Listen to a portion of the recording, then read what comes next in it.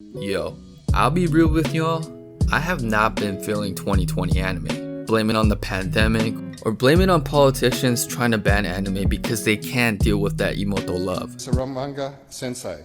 The plot is beyond what any person would consider as normal or appropriate. Man, legitly, I've been only completing 1 or 2 seasons of anime out of like the 6 that are available since everything is being pushed to the end of 2020. To summarize this year's anime, it's like ordering a nice 1 of 6 RAM figure from Tokyo Otaku Mode, but instead you get a 1725 eBay made in China PVC Twister Edition figurine. So like many of y'all, this year I had to turn within, meaning I had to open the infamous anime backlog. You've heard it right, the black hole of a place that is more packed than Disneyland on Christmas. Today I will recommend 5 banging animes to keep you entertained during this really dry anime spell. And just to preface, most of these animes are leaning towards the inspirational side because I'm not about to watch Welcome to the NHK during these depressing times. So without any further ado, let's go. At number 5, we have Barakamon Season 1 through 3. Guys, I have performed the cardinal sin of watching the live action before the anime. I know. That is more drastic than saying that dub anime is much better than sub. But I was fascinated by the main plot of the story because it's a very unconventional shonen series that focuses on 2 middle school students ultimately becoming the #1 mangakas in the Shonen Jump lineup. I mean, they're even trying to outbeat One Piece, which is pretty ballsy. But this was truly the inspiration anime I needed because over the span of 3 seasons, or 75 episodes, you saw both of the MCs, Moritaki Mashiro and Akito Takagi, from creating one-shots you can sell for 1,000 yen at your local anime convention, to creating full-length manga series that sell millions per volume, get an anime adaptation, and have such robust merch catalog. I bet you they were also selling you branded chopsticks.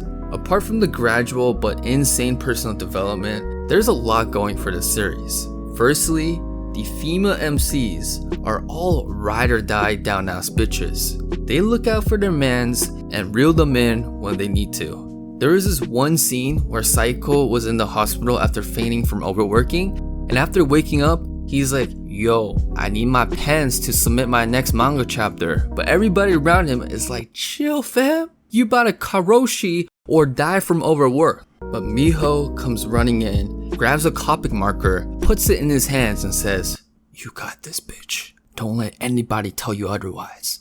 Shit. If I had a girl do that for me while I'm working on these YouTube videos, I would be pumping out 50-minute documentaries every week, no cap. The second thing I absolutely love about Barakamon is the main rival of the MC, and his name is Eiji, who is a manga prodigy and pen game so strong, he needs a massage for carrying all of Shonen Jump. Deadass, once I saw this one scene, I fell in love with him instantly.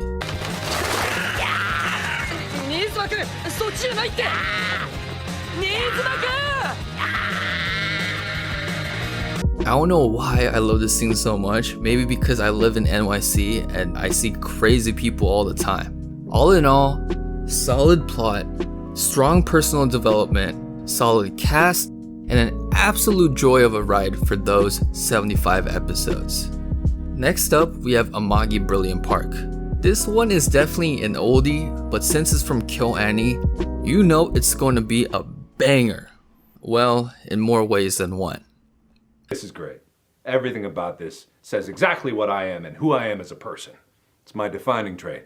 It's beautiful. Big too. I think the real reason why I enjoy the series so much is how chaotic but entertaining the premise is. To give you guys some background, it follows a high schooler by the name of Seiya who is recruited to saving a failing theme park called Amagi Brilliant Park. If Disneyland was Chick-fil-A, Amagi Brilliant Park would be a ghetto rundown Popeyes. Don't expect any my pleasures from them. What is interesting is that the park is run by magical creatures from a mystical land called Maple Land.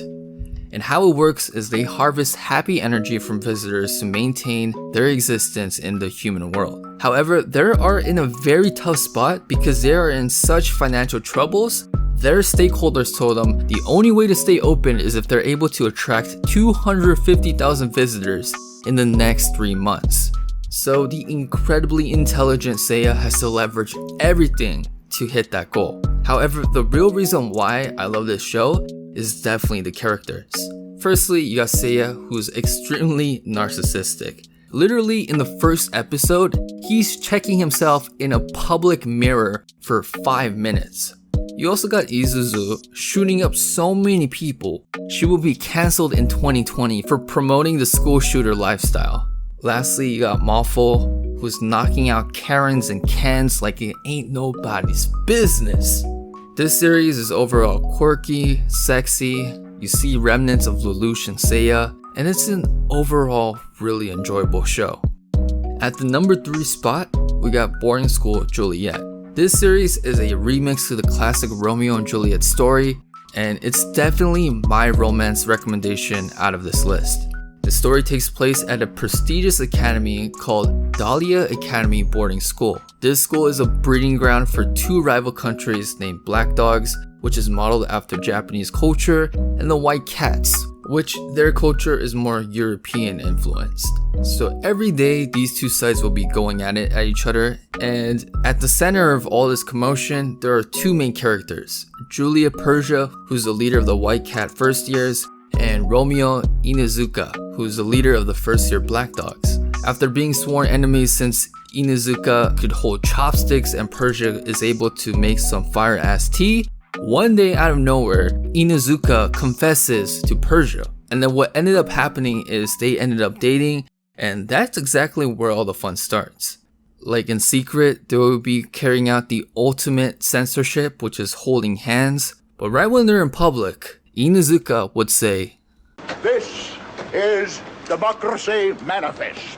And Persia will respond with, "What is the charge? Eating a meal? A succulent Chinese meal?" So it's pretty much the 18th century version of Hold Me Back. Ultimately, I love this story because it's just a wholesome, behind the scene romance between these 2 people. You can never go wrong with that innocent first love romance. Boarding School is for those who want a quick romance fix and don't want to think too much while watching an anime. This show was so banging, I even picked up the manga and finished it. And that manga, my friend, was a succulent Chinese meal. Second to last on this list, we have Barakamon. There are a few anime series out there that are watchable, and Barakamon is one of those very few series that you could watch over and over again. The reason being, this series is pure The story centers around 23-year-old master calligrapher Seishu Handa, or like the island folk people like to call him, Sensei or Junon Boy. So what ended up happening was Handa punched an old man at a high-profile calligraphy contest. Like, my dude was so old he couldn't even practice Tai Chi.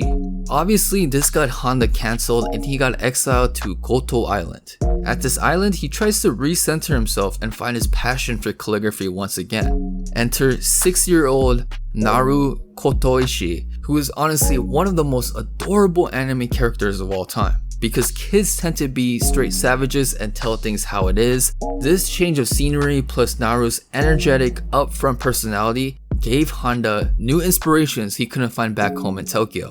In pursuit of one day of being back at the top of Japan's calligraphy world, Handa must overcome his inner doubt and become one with Manda. At number 1 of this list, we have Space Brothers. Off the bat, I want to tell y'all that this series is not for everyone. It could be very slow at times, and it largely focuses on the love for space. Traveling to the moon may not be as appealing as a space robot swinging a 200 feet long sword. However, that's exactly why I love this series so much. Firstly, it has such a unique premise of following a 30-year-old man named Namba Muta rediscovering his childhood dream of becoming a NASA astronaut. For me, this series appeals to me in 2 different ways. Firstly, I love space. From an early age, I was always fascinated with the final frontier, and I remember taking an astrobiology class in high school and being obsessed with learning the different parts of the universe and being incredibly drawn in by its vastness.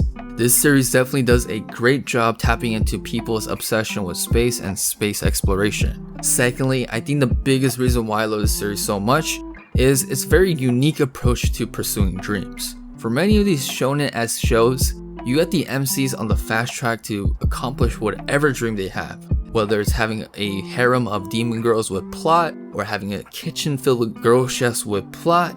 However, very rarely you have a 30-year-old pursuing their dream after failing at it at an early age.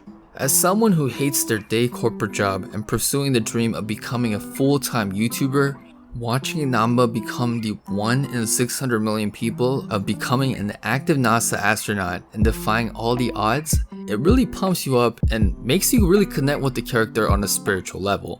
I feel the only real benefit of this pandemic is being able to do some damage on your anime backlog of 9,533 anime series. What are some of the anime series you really enjoyed during this lockdown, and were you one of those madmen who binge all of One Piece's 10,000 episodes? Or were you one of those too cool for school peeps and just focused on current airing anime? Let me know down below. Love you guys, stay safe, and I'll see y'all in the next video. Peace out.